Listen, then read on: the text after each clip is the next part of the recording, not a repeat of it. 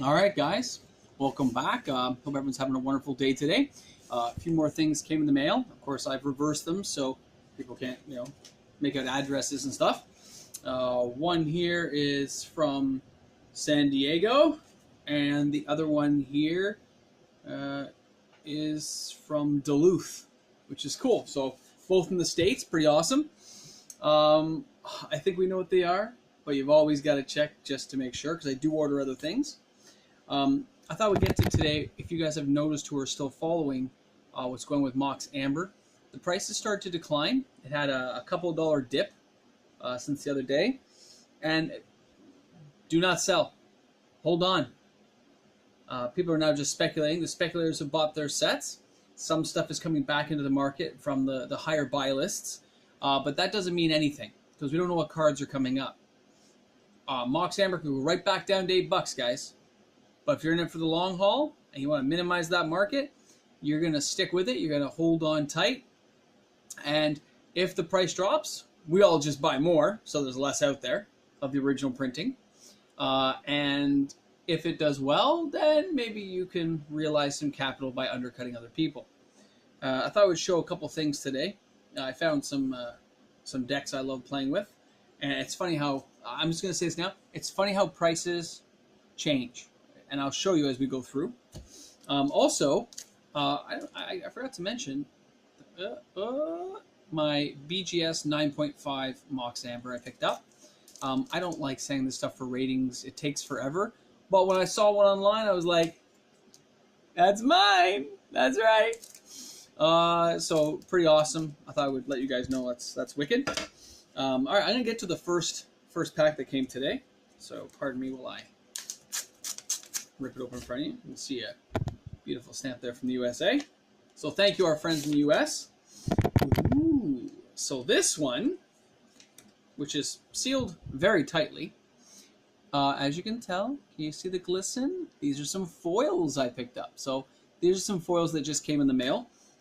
I'd like to open them now, but I can see they're going to give me problems because somebody, and unlike videos with like Rudy, I don't have a tool. I have nothing. I'm using my finger. So I'm hoping to, oh, maybe it's going to work. Ah, we have success. So we have two foils, which I believe I paid $30 Canadian, 35 Canadian at the time. And then we have one regular, I think was $8. So I had I'm almost out of the ones I had coming in to the market. These are things I bought in the last few weeks that just take time to ship. So I'm almost at that point where I don't have any coming in, which means this is the end of the good batches of stuff that I'm doing. Sorry, I'm getting this into the binder right now so I don't make any mistakes later on. So this puts me, I don't know, I have quite a few foils and I have quite a few of the cards. But it puts me up there. So next one, I'll do a little rip here. See what the next one brings. Can you guess it? Can you get? Oh, this one's wrapped up. Ooh, somebody gave me like a full wrap-up thing here. To and from and all kinds of cool stuff. You ready? Why, look what it is. You guys guessed it. It's more Mox Ambers. Now, I am sitting at far north of 460. Is that, I think, my last count. I think now I'm up to 500 plus. Another play set of 4 just came in. Boom! That's 4 more that nobody will be seeing. Now, of course, buyouts are next to impossible on cards like this, just because of the sheer quantity that's out there. But do you think all of us people who have maybe held on to these have affected the price? I'll tell you we have. Don't forget to check the cards. I'm putting them in now, but I will be checking them later to make sure. Although these sellers are pretty good. I've never had a problem, so I assume they'll be fine. So, for those of you who've held on to these, every time you buy 4, that's like opening what?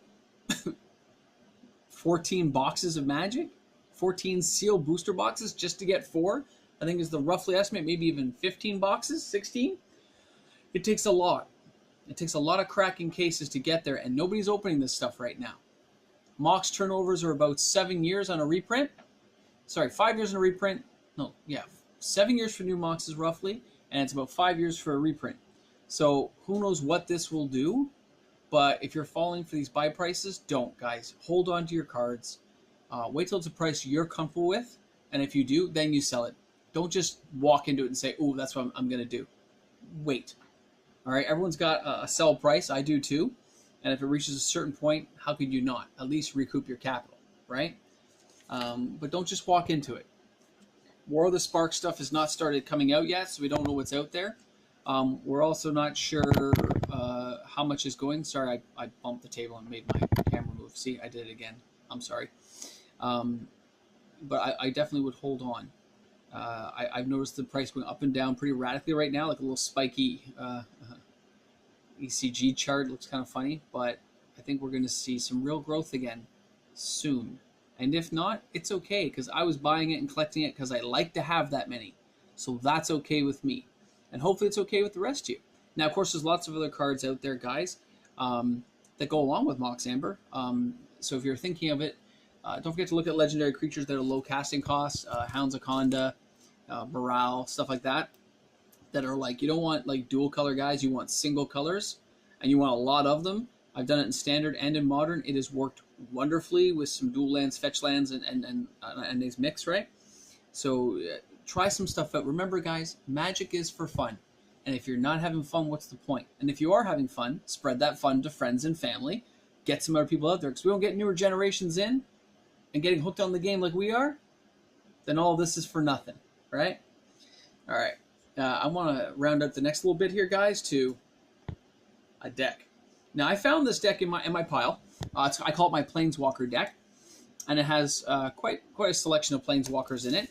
But the ways you cast them are different. I play kitchen table mostly. I'm an old school player, so we just kind of put our cards together. Certain things we follow, like Chaos Orb isn't banned, but it can only blow up one thing. You just pick a target and blow it up. So we have our own little kind of house rules, but it's kind of cool. So Gideon Jura.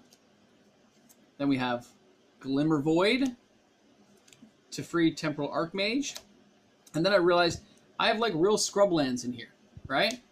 Maze of Ith. Now, you see this here? See that little piece of paper? This means this is a proxy. It's a fake. I didn't have enough for the deck.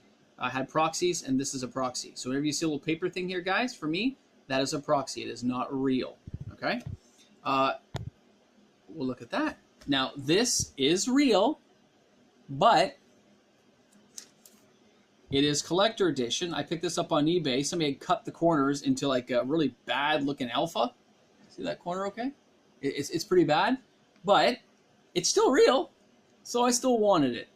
And I think I picked it up for 50, 60 bucks a few years ago, but I couldn't help myself. I like them. We have S. Savannah, notice no paper. That means this one's real. Sarkhan Vol. A Johnny Ment of Heroes. Bayou, no paper, it's real. A Johnny Vengeant. Mox Sapphire. Supreme Verdict. Wrath of God, I'm a Gold Edition. More Glimmer Voids. Tameo. Soul Ring. Elspeth. And anyway, it goes on and on. But I want to show you a couple cards that caught my eye that I forgot were even in here. Oh, like, I don't know. My Ancestral from years ago, that these things are worth a fortune now. That one has paper. It's a proxy. That has paper. It's a proxy. Paper. It's a proxy. But another scrubland. Oh, Jace. Of course, Nicobolus, War of the Spark. Nicobolus, that better make him good. If they ruin him, I'll be so PO'd. I hope they do an awesome job with him. Sorin. Oh. Unlimited Icy. That scrubland's proxied. That one's proxied, but this Badlands is real. But that one's a proxy. That one's a proxy. That one's a proxy. But that one is real. My Wheel of Fortune's real. I remember when those were $5. Imperial Recruiter. Oh, sorry. Imperial Seal. What was I thinking? Freyles. Wrath of God. This one again, unlike my other one. Collector Edition, but not cut. Okay, so it is real. As well as, oh, okay. Great story. These are fake. This one is fake. I got suckered into this in high school. I didn't know it was fake. I didn't know, but if you held it up to the light, you could see right through it. It was like an early type of faking. I traded like 20 dual lands back in the day for this, and I keep this as a reminder. I have this one and a Pearl, a Mox Pearl. They are fake.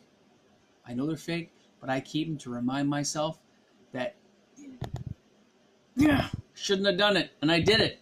I was a teenager. What can you do, right? Collector edition again. Time Walk. This one's kind of beat up. The corners are kind of edged out. Somebody did something to it. But, again, it's still a collector edition, so still pretty awesome. Eureka. I picked this up at a downtown store for about 40 bucks. I could not believe how much this thing is worth now. And you don't know where this stuff turns up, guys. You don't know. So always look around. Bookstores have been known to have revised. They still have it sometimes. Old bookstores are just sitting there. Always take a look around and ask. It never hurts to ask. Okay. Black Lotus. Not beta. Collector edition. I picked this up for $12. 12 bucks. Well, I paid 30 in total, but it was for all of the artifacts from Collector Edition in a set off of eBay. I was just, I needed an extra play set. It was cheap, and I grabbed it. And look how much this is worth now. Ow. And I had it just sitting in a deck that I forgot I kind of didn't play with. And there's that pearl. There's that fake pearl that I fell for in high school. So that stuff reminds me. But I thought I'd show you one of the decks that I play with. And it is a lot of fun. I'll tell you, when it works well, it works fun. I haven't changed it in a long time. That's why I was bringing it out to show you guys. Because I realized all these new Planeswalkers coming up, I might have to mix a few up and switch things out. But it is a great deck to play. So that's all I have for today, guys. I hope you had a wonderful day. We're at 10 subs. We're at 10. I only need 990 more. So I realize it's a lofty goal, but you never know. Things can happen. So you guys have a wonderful day. This is Sean, the Magic the Gathering guy, tuning off on a Tuesday. And have a great one, guys. Bye.